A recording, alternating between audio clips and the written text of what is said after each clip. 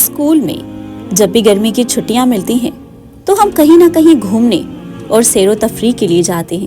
پچھلے سال جب چھٹی ملی تو ممی پاپا نے کہا کہ اس سال ہم فیض پور جائیں گے۔ فیض پور ایک تاریخی گاؤں ہونے کے ساتھ ساتھ گھنے جنگل سے گھرا ہوا ہے۔ میری تو خوشی کے مارے بتی سے نکل آئی اور میں بہت زیادہ خوش ہو گئی۔ میں نے زور و شور سے سفر پر جانے کے لیے اپنی تیاری شروع کر دی۔ ممی پاپا، میرے چھوٹے بھائی اور دونوں بہنوں کی تیاریاں چل ہی رہی تھی۔ ہم نے اپنا سامان اپنی بیگ میں رکھا۔ کھانے پینے کی چیزیں جیسے بسکٹ، ٹافیاں، چاکلیٹ اور بہت ساری ایسی چیزیں جو کہ راستے میں کھانے کے لیے تھی، کیونکہ ہمیں اگلے دن ہی صبح سویرے اٹھ کر سفر پر جانا تھا۔ ایسے بہت سارے کپڑے جو کہ ہمیں وہاں پہننے تھے، چونکہ ہمیں اگلے دن صبح سویرے اٹھ کر سفر پر جانا تھا، اس لیے آج ہم سب رات کا کھانا کھانے کے بعد جلدی سے سو گئے۔ لیکن میری آنکھوں میں تو نیند اڑ سی چکی تھی۔ میرا جی چاہتا تھا کہ جلدی سے صبح ہو جائے اور میں اڑ کر فیض پور پہنچ جاؤں۔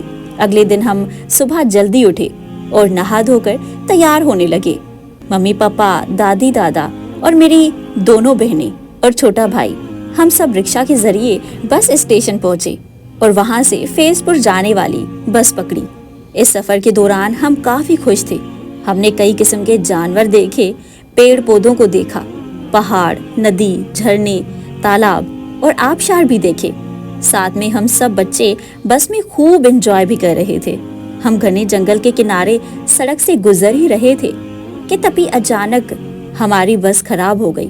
کئی مسافروں کا تو ڈر کے مارے برا حال ہو گیا، کیونکہ ہمارے چاروں طرف گھنا جنگل تھا اور سارے لوگ پریشان ہو گئے۔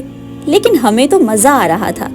اب بس کو درست کرنے میں کافی وقت لگ جائے گا اور ہم سامنے کے جنگل کی سیر کر لیں گے، یہ سوچ کر ہم فوراً بس سے باہر نکلے۔ بس ڈرائیور نے کہا کہ بس کو درست کرنے میں 1-2 گھنٹے لگ سکتے ہیں۔ جنگل میں گھومنے کا شوق تو ہمیں بچپن سے ہی تھا، کیونکہ بہت ساری ایسی کتابیں ہم نے پڑھ رکھی تھی جس میں جنگل، جانوروں، پیڑ پودوں کی کہانیاں تھی۔ تو بس بڑا موقع مل چکا تھا جنگل کی سیر کرنے کا۔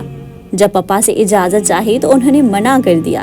جنگل میں شیر، چیتے اور دوسرے خطرناک جانور رہتے ہیں، ممکن ہے تم لوگوں کو نقصان پہنچا دے۔ لیکن ہم بچے بڑوں کا کہاں مانتے ہیں، سو پپا کی بات کو سنی انسنی کر کے نکل پڑے جنگل کی سیر کو۔ جنگل میں گھومتے گھومتے ہمیں پتہ ہی نہیں چلا کہ ہم کہاں آ گئے ہیں، کیونکہ ہمارے چاروں طرف اتنا خوبصورت نظارہ تھا، اتنا بہترین آبشار بہہ رہا تھا، پانی ہی پانی، سرسبز، اور ہم بچے کھیلنے لگ گئے۔ اور کھیلتے کھیلتے ہمیں کافی وقت گزر چکا تھا۔ ہمیں اب بہت ڈر لگنے لگا اور ایک بچہ ہم کو ڈرانے کے لیے شیر کی آوازیں نکالنے لگا۔ جب ہم اور زیادہ ڈرنے لگے تو وہ ہمیں دیکھ کر زور زور سے ہنسنے لگا۔ ہم سمجھ گئے کہ وہ ہمیں ڈرا رہا ہے۔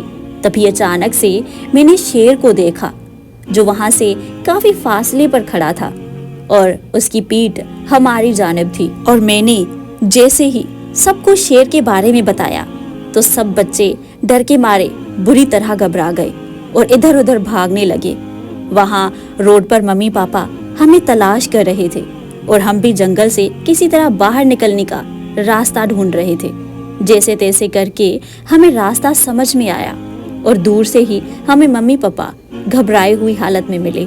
ہم ان کو لپٹ کر رونے لگے۔ ہمیں اس بات کا پورا احساس ہو چکا تھا کہ بڑوں کا کہنا نہ ماننے سے مصیبت کھڑی ہو جاتی ہے۔ وہ تو آج ہم خدا کے فضل سے بچ گئے، ورنہ شیر ہم کو دیکھ لیتا تو ہم اپنے ممی پاپا سے بھی کبھی نہ مل پاتے اور نہ ہی فیض پور کی سیر کر پاتے۔ ابھی ممی پاپا سے اپنے کیے کی معافی مانگ ہی رہے تھے کہ بس ڈرائیور آیا اور بولا بس ٹھیک ہو چکی ہے۔ یہ سن کر ہم سب بس کی طرف چل پڑے فیض پور جانے کے لیے۔ یہ سفر کافی دلچسپ تھا اور کافی ڈراونا بھی۔ اسی لیے کہتے ہیں کہ جب آپ کے بڑے آپ کو کسی بھی بات کے لیے منع کریں تو وہ سن لیا کریں، کیونکہ اسی میں آپ ہی کا فائدہ ہوتا ہے۔ ہم امید کرتے ہیں کہ آج کی کہانی آپ کو ضرور اچھی لگی ہوگی۔ اگر ایسا ہے تو ہماری ویڈیو کو لائک کیا کریں، کامنٹ ضرور کیا کریں، ہمارے چینل صدرا کے ساتھ کو سبسکرائب کریں اور یہ ویڈیو اپنے کانٹیکٹ لسٹ میں سے کسی ایک انسان کو ضرور شیئر کیجیے گا۔ اپنے بچوں کا خیال رکھیے، ہمیں اپنی دعاؤں میں یاد رکھیے۔ جزاک اللہ خیر.